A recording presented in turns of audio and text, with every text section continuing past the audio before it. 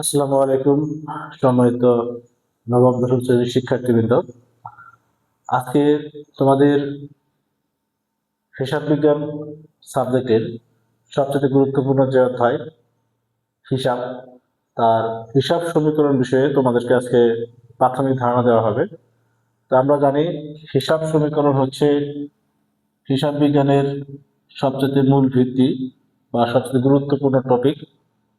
এই হিসাব সমীকরণটা আমরা যদি ভালোভাবে আয়ত্ত করতে পারি তাহলে হিসাব বিজ্ঞানের যে লেনদেনগুলো রয়েছে লেনদেনগুলোকে আমরা বিশ্লেষণ করতে পারবো, এবং এই লেনদেন বিশ্লেষণ করার মাধ্যমে আমরা জাবেদা করা, খতিয়ান হিসাব করা, সবকিছুই আমরা খুব সুন্দর মতো বুঝতে পারবো।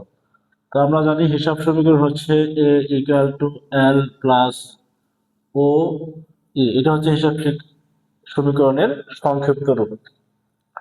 এখানে এ হচ্ছে assets, A S S E T S, assets মানে সম্পদ। L equal to liabilities,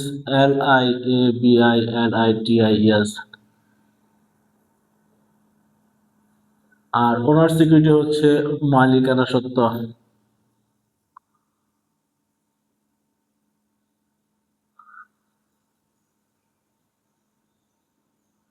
owner security মানে মালিকানা সত্ত্ব। আমরা এইভাবে লিখতে পারি, বাংলাটা নিচে লিখি, এ ইকুয়াল টু অ্যাসেটস, অ্যাসেটস সম্পদ সমান দায় যোগ মালিকানা সত্ত্ব।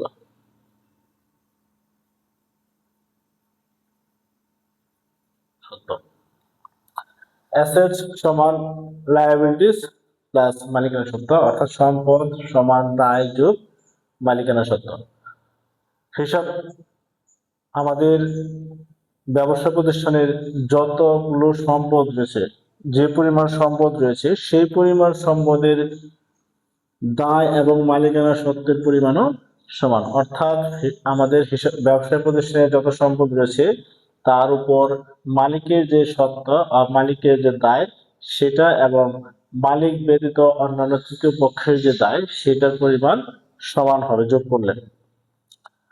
আমরা কিছু প্রথমে হিসাব বিজ্ঞান সমীকরণের যে বর্ধিত রূপ রয়েছে সেই বর্ধিত রূপ সম্পর্কে আমরা আগে একটু জেনে নিই। এ equal to L plus O ই, এই ও ই অর্থাৎ মালিকানা সত্ত্বের ভেতরে আরো বর্ধিত করলে আরো চারটা আমরা হিসাব পাই, সেটা হচ্ছে সি প্লাস আর মাইনাস টি মাইনাস ই, অথবা মাইনাস ই মাইনাস জি, যেটা বলা হোক। এই মালিকানা সত্ত্বের মধ্যে যে চারটা হিসাব পেলাম আমরা, সি প্লাস আর মাইনাস ডি মাইনাস সি, আর এখানে সি হচ্ছে ক্যাপিটাল, ক্যাপিটাল মানে মূলধন,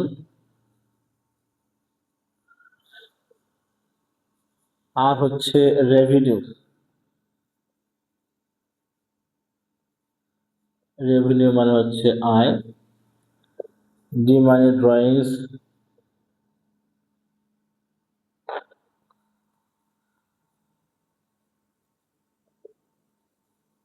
ড্রয়িংস মানে উত্তোলন, ডব্লিউ, ই হচ্ছে এক্সপেন্সেস, এক্সপেন্সেস মানে ব্যয়। অর্থাৎ মালিকানা সত্ত্বের ভিতরে যে চারটা হিসাব রয়েছে তার ভিতরে সি, সি মানে ক্যাপিটাল, অর্থাৎ মালিক প্রতিষ্ঠানে যে সকল সুবিধা দিবে, মালিক প্রতিষ্ঠানে যদি নগদ অর্থ নিয়ে আসে, কোনো পণ্য নিয়ে আসে, কোনো সম্পদ নিয়ে আসে, সেটা যদি মালিকের তরফ থেকে আসে বা মালিক নিজে নিয়ে আসেন তার ব্যক্তিগত সম্পদ, ব্যক্তিগত অর্থ, তাহলে সেটা হিসাবের ব্যবসা প্রতিষ্ঠানের মূলধন হিসেবে লিপিবদ্ধ হবে। একইভাবে প্রতিষ্ঠানের যে সকল আয় হবে, আমরা বিক্রির মাধ্যমে, পণ্য বিক্রির মাধ্যমে যে আয় হয়, অন্যান্য যে আয় হয়, সকল আয়গুলো মালিকানা সত্ত্বের সাথে যোগ হয়ে বা মালিকানা সত্ত্বকে বৃদ্ধি করবে। ড্রয়িংস মানে উত্তোলন, মালিক প্রতিষ্ঠান থেকে যে সকল সুবিধা নেবে, নগদ অর্থ নিতে পারে, পণ্য নিতে পারে, মালিক অর্থাৎ মালিক প্রতিষ্ঠান থেকে যদি কোনো সুবিধা নিজে নিয়ে থাকে, ব্যক্তিগত সুবিধা নিয়ে থাকে, তখন সেটা মালিকানা সত্ত্বকে উত্তোলন হিসেবে হ্রাস করে ফেলবে। এক্সপেন্সেস প্রতিষ্ঠানের যাবতীয় ব্যয়, এটা এক্সপেন্স মালিকানা সত্ত্বকে হ্রাস করবে। এক্সপেন্স বলতে আমরা যেটা বুঝি, প্রথম ব্যয় যেটা পণ্য ক্রয়, আমরা যে পণ্যটা বিক্রির উদ্দেশ্যে ক্রয় করবো সেই পণ্যটা যখন ক্রয় করা হবে তখন সেটা দ্বারা প্রতিষ্ঠানের ব্যয়কে বৃদ্ধি করবে এবং এই ব্যয় বৃদ্ধি পাওয়ার পরে মালিকানা সত্ত্বকে আমরা হ্রাস করব বা কমিয়ে দেব। এছাড়া প্রতিষ্ঠান পরিচালনার জন্য যে ব্যয় হয়, বেতন, মজুরি, তারপর হচ্ছে আমাদের বিদ্যুৎ বিল, বাসা ভাড়া, সকল ব্যয় মালিকানা সত্ত্বকে হ্রাস করবে। আমরা সম্পদ জানলাম, দায় জানলাম, মালিকানা সত্ত্ব জানলাম। এখন এই সম্পদ, দায়, মালিকানা সত্ত্ব প্রতিষ্ঠানের কোন কোন বিষয়গুলোকে আমরা সম্পদ বলবো, কোন কোন বিষয়গুলোকে দায় এবং মালিকানা সত্ত্ব হিসেবে চিহ্নিত করব, সেটা যদি আমরা একটু ধারাবাহিকভাবে একটু জেনে নিই এবং কিছুটা ধারণা নিয়ে নিই, তাহলে আমাদের পরবর্তীতে যে লেনদেনগুলো আসবে সেই লেনদেনগুলোতে কোনটা সম্পদ কোনটা দায় সেটা আমাদের বুঝতে সুবিধা হবে।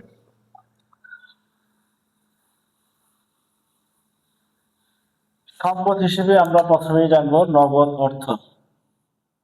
নগদ অর্থ, প্রতিষ্ঠানের যত নগদ অর্থ রয়েছে সবই সম্পদ। নগদ অর্থ বা নগদ টাকা।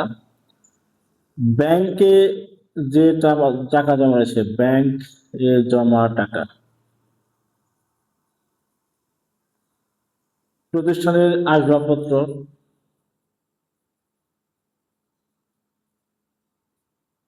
দালান কোঠা,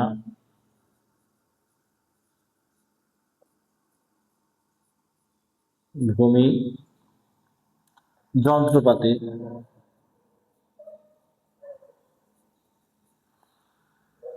সাধারণত এই সকল প্রাথমিক অবস্থায় লেনদেনগুলোতে এগুলো আসে।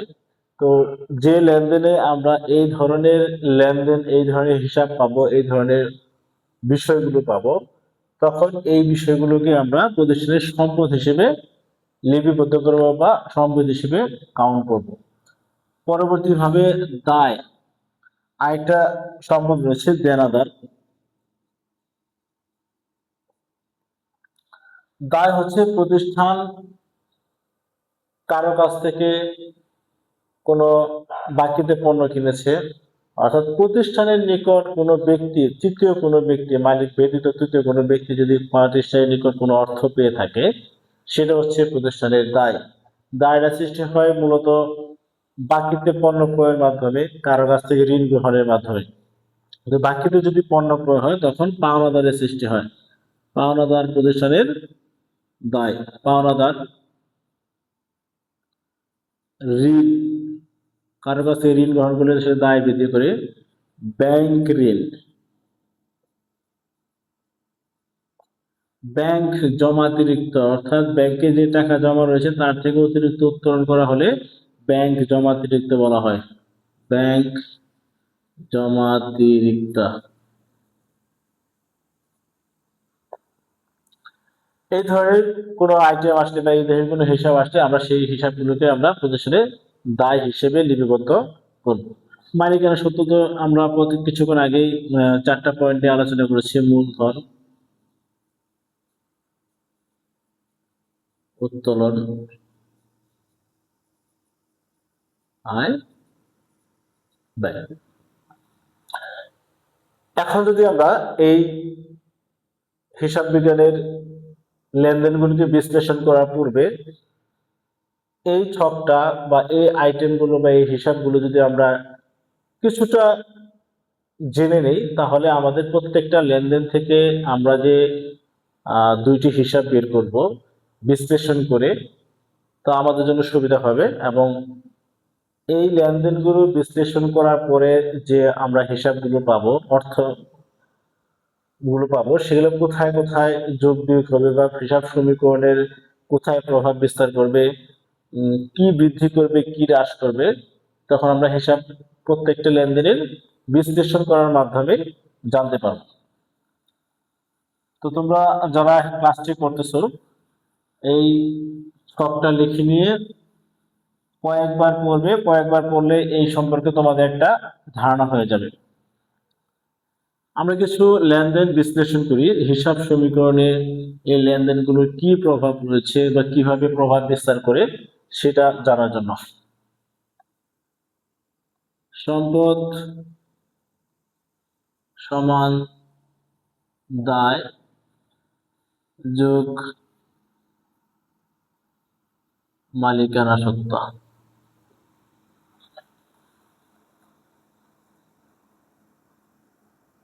সম্পদ আমাদের যখন সৃজনশীল অঙ্ক আসবে তখন আমাদের যে লেনদেনগুলো দেওয়া থাকবে সেই লেনদেনগুলো প্রথমে সবগুলো লেনদেন যে যে লেনদেনের হিসাব সমীকরণে প্রভাব বিস্তার করো কি প্রভাব ফেলে সেটা বের করতে বলবে, তখন আমরা সেই লেনদেনগুলোকে আগে ভালোভাবে পড়ে নেব। সেই লেনদেনগুলির ভিতরে কি কি সম্পদ রয়েছে সেগুলো আমাদের আগে, এবং কি কি সম্পদ এবং কি কি দায়, এই দুইটা বিষয় আমাদেরকে বের করতে হবে যে কয়টা সম্পদ রয়েছে এবং কয়টা দায় রয়েছে। প্রথমে আমরা প্রাথমিকভাবে কিছু সম্পদ নিয়ে নিই। নগদ টাকা,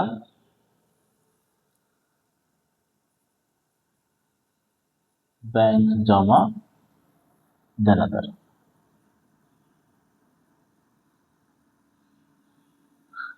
দায় হিসেবে পাওনাদার,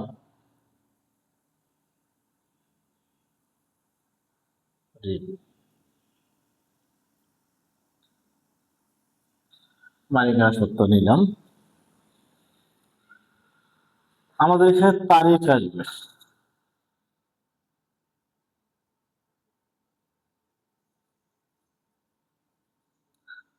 তারিখ দিব। তো আমরা একটা লেনদেন নেই, মালিক 1,00,000 টাকা নিয়ে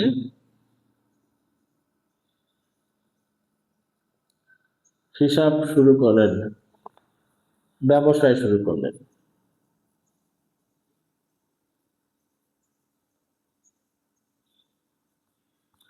মালিক জানুয়ারির 1 তারিখ তার ব্যবসা প্রতিষ্ঠান শুরু করার জন্য 1,00,000 টাকা তার ব্যক্তিগত টাকা নিয়ে ব্যবসা শুরু করলেন। তো এই লেনদেনের ভিতরে আমরা দুইটা জিনিস বিশ্লেষণ করে বের করব। প্রতিষ্ঠানে কি কি ঘটেছে, এই লেনদেনের ভিতরে দুইটা জিনিস কি কি ঘটেছে। প্রথম, মালিক নগদ টাকা নিয়ে আসছে। মালিক যদি নিয়ে এসেছে তাহলে প্রতিষ্ঠানে মালিকানা সত্ত্বকে আমরা বৃদ্ধি করব। তো জানুয়ারির 1 তারিখ মালিকের মালিকানা সত্ত্বকে আমরা 1,00,000 টাকা দিয়ে বৃদ্ধি করলাম।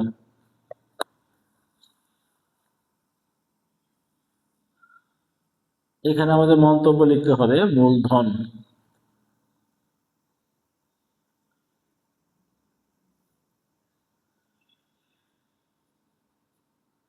মূলধন বৃদ্ধি।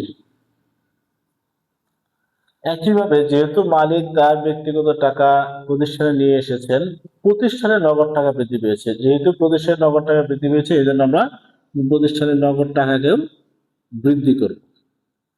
পরবর্তী লেনদেন যদি আমরা বলি যে পণ্য ক্রয়, প্রতিষ্ঠানের পণ্য ক্রয় প্রতিষ্ঠানের ব্যয়কে বৃদ্ধি করে, প্রথম বিষয়।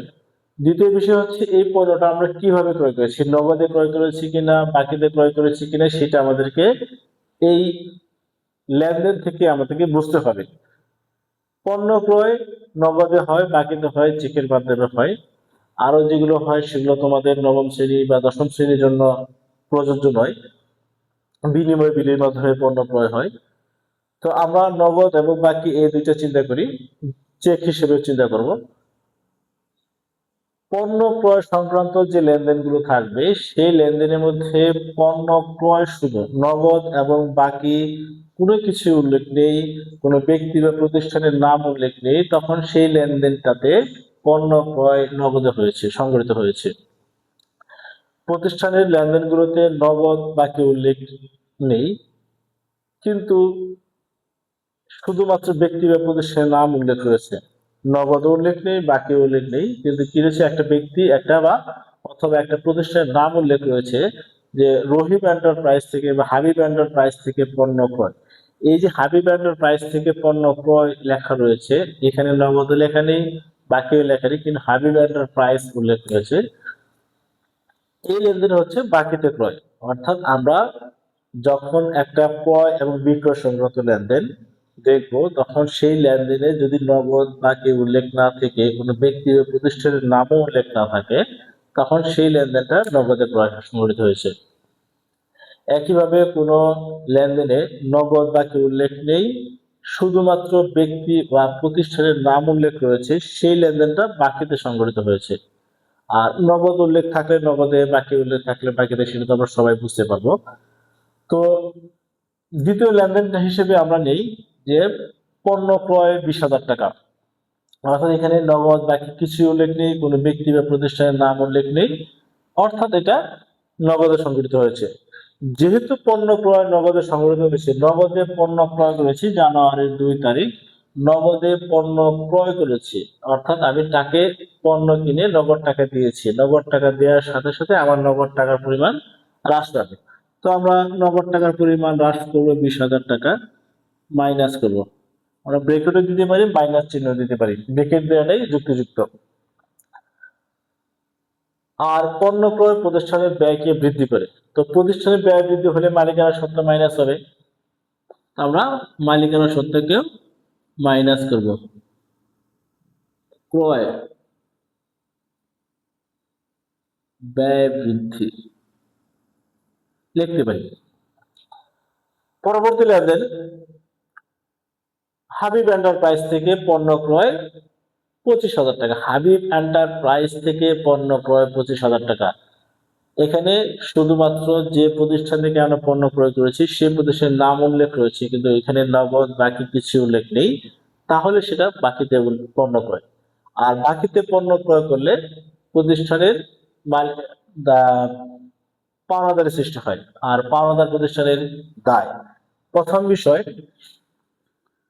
জানুয়ারি 3 তারিখ পণ্য ক্রয় করেছি, বাকিতে না নগদে সেটা আমরা পরবর্তীতে যাই। পণ্য ক্রয় করেছি, পণ্য ক্রয় 25,000 টাকা, প্রতিষ্ঠানের মালিকানা সত্ত্বকে হ্রাস করবে, তো ক্রয় ব্যয় বৃদ্ধি। এখন সেই পণ্যটা কিভাবে ক্রয় করেছে, নগদে না বাকিতে? যেহেতু এটা হাবিব এন্টারপ্রাইজ থেকে পণ্য ক্রয়, নগদ বাকি উল্লেখ নেই লেনদেনে, তার মানে এটা বাকিতে।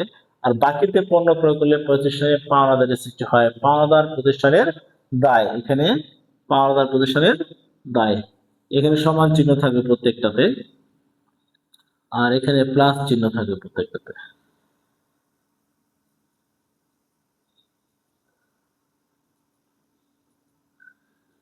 পাওনাদার 25,000 টাকা বৃদ্ধি প্লাস। এখন আমরা বিয়ে করি বিক্রয় হিসেবে। বিক্রয় 50,000 টাকা, শুধু বিক্রয় লেখা রয়েছে 50,000 টাকা, এখানে নগদ উল্লেখ নেই, বাকি উল্লেখ নেই, কোনো ব্যক্তি বা প্রতিষ্ঠানের নাম উল্লেখ নেই, তার মানে এই লেনদেনটা নগদে সংগঠিত হয়েছে। আর নগদে সংগঠিত হলে পণ্য বিক্রি করেছে, পণ্য বিক্রি করে নগদ অর্থ এসেছে প্রতিষ্ঠানে, প্রতিষ্ঠানের নগদ অর্থ আসলে প্রতিষ্ঠানের নগদ অর্থের পরিমাণ বাড়াতে হবে। প্রথমে আমরা নগদ অর্থের পরিমাণ বাড়াই। জানুয়ারির 4 তারিখ 50,000 টাকা পণ্য বিক্রি করেছি, 50,000 টাকা নগদ পরিমাণ বৃদ্ধি পাবে। আর যেহেতু বিক্রির মাধ্যমে প্রতিষ্ঠানের আয় বৃদ্ধি পায়, আয় বৃদ্ধি পেলে মালিকানা সত্ত্ব বৃদ্ধি পাবে 50,000 টাকা। বিক্রয় আয় বৃদ্ধি। পরবর্তী লেনদেন হিসেবে আমরা চিন্তা করতে পারি বাকিতে বিক্রয়। বাকিতে বিক্রয় কি আসতে পারে? কাদের এন্টারপ্রাইজ বা রাফি এন্টারপ্রাইজ থেকে এর নিকট বাকিতে বিক্রয়, রাফি এন্টারপ্রাইজের নিকট বাকিতে পণ্য বিক্রয় 40,000, 30,000, যেটাই ভাবি 30,000 চিন্তা করি যে 30,000 টাকা পণ্য বিক্রি করেছি রাফি এন্টারপ্রাইজে, এখানে কোনো নগদ বাকি উল্লেখ নেই, রাফি এন্টারপ্রাইজ উল্লেখ। অথবা আমরা চিন্তা করি বাকিতে পণ্য বিক্রয়, এটাই চিন্তা করি বাকিতে পণ্য বিক্রয় 30,000 টাকা, বাকিতে পণ্য বিক্রয় লেনদেন জানুয়ারির 5 তারিখ, বাকিতে পণ্য বিক্রয়। পণ্য বিক্রয় প্রথম, পণ্য বিক্রি করলে প্রতিষ্ঠানের আয় বৃদ্ধি হয়, পণ্য বিক্রয় আমরা করলাম 30,000 টাকা, প্রতিষ্ঠানের আয় বৃদ্ধি হলো, মালিকানা সত্ত্ব বৃদ্ধি।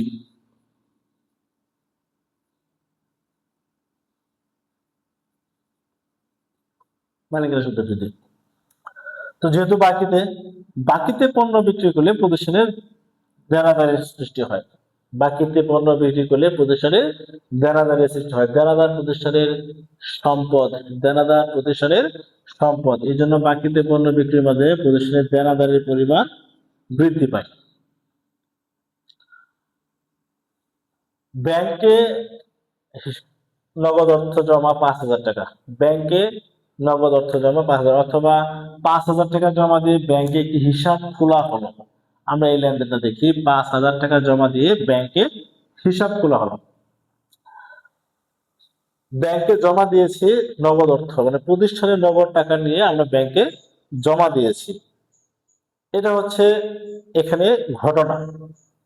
প্রতিষ্ঠানের টাকাটা ব্যাংকের হিসাবে গিয়েছে, ব্যাংকে যে জমা দিয়েছি সেই ব্যাংকে যে একটি হিসাব রয়েছে সেটা প্রতিষ্ঠানের নামে রয়েছে, অর্থাৎ এই ব্যাংক হিসাবে যত টাকা থাকবে সেটা প্রতিষ্ঠানের টাকা। প্রতিষ্ঠান যখন ইচ্ছে চাইলে সেখান থেকে টাকা উত্তোলন করে তার জন্য ব্যবহার করতে পারে। অর্থাৎ একটা টাকা যেটা প্রতিষ্ঠানের যে জায়গায় থাকুক সেটা প্রতিষ্ঠানের সম্পদ, যেহেতু ব্যাংকে রয়েছে তাহলে এই টাকাটা ব্যাংক নামে আমরা সম্পদ হিসেবে চিন্তা করব। তো প্রতিষ্ঠানের টাকা ব্যাংকে জমা দিয়েছি, প্রথমে তো প্রতিষ্ঠান থেকে টাকাটা নিয়েছি, তো এই জন্য প্রতিষ্ঠানের নগদ টাকার পরিমাণ কমিয়ে দিতে হবে। প্রতিষ্ঠানের নগদ টাকা হ্রাস, পরবর্তীতে এই টাকাটা গিয়েছে ব্যাংকে, ব্যাংকে জমা রয়েছে, তো ব্যাংকের টাকার পরিমাণ বৃদ্ধি করতে হবে। এখন যদি আজকে আমরা এই লেনদেনগুলো যোগ করি, দেখা যাবে 1 লাখ থেকে 20,000 মাইনাস 1,30,000, এর মধ্যে 30 থেকে 5,000 আবার মাইনাস 1,25,000, এখানে 5,000, এখানে 30,000, 1,30,000, 1,60,000। আমরা সমীকরণের ডান পাশে চিন্তা করি 25,000, যেহেতু ঋণ কোনো লেনদেন আর নেই আমরা এটা চিন্তা করি 1,20,000 মাইনাস, তার মানে 80,000, সেখান থেকে আবার 20,000 মাইনাস 25,000 মাইনাস করো 60,000, তারপর 5,000, তাহলে 55,000। 55,000 থেকে আরো 50,000 যোগ 1,05,000, 1,05,000 এর সাথে 1,35,000,